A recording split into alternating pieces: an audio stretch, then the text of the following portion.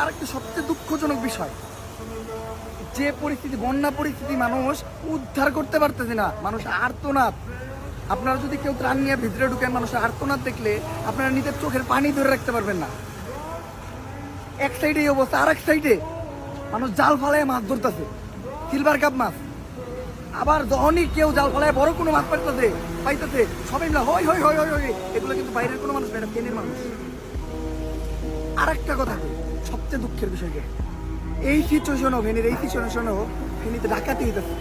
কালকে ডাকাত ঢুকছে, কালকে এই জায়গায় মাইকিং করে ডাকাত দৌড়াইছে রাত্রে মানুষ। এই সিচুয়েশনে কিভাবে ডাকাতি হয়? আর এইতে তারা 5 টাকার মন 50 টাকা রাখতেছে না, আপনারা 50 টাকা কামাইতেছেন না ভাই। ইন ফিউচারে আপনাকে 50 লাখ টাকা দিয়ে আপনারা ট্রিটমেন্ট করতে পারবেন না, এমন রোগ হইব। আমরা ঢাকার থেকে তারা আসছি, টানা 2 দিন ঘুমাই নেই, কালকে একটু ঘুমাইছি, চিল্লাইতে গলা ভেঙে গেছে। এক একজন জ্বরে পইরা দিছে।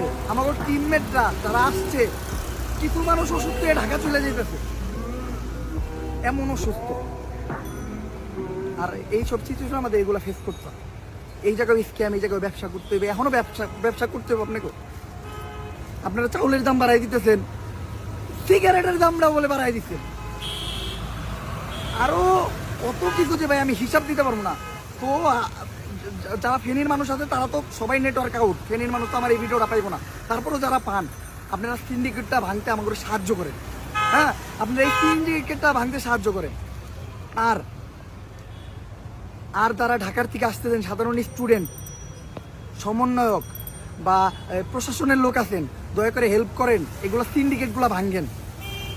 আমি হুঁশিয়ার করতেছি, এরকম সিন্ডিকেট মানে আমি যতবার ফেস করতে কালকে খালি তারা হুড়াই দিকে ছেড়ে দিয়েছিলাম। নেক্সট টাইম পাইলে কোনো জেলায় কোনো দুর্যোগের সময় পাইলে কোনো ছাড় দেওয়া হইব না, লোক আসছে, জনগণের মাঝখানে তাকে শাস্তি দেওয়া হইব, বইলা দিলাম।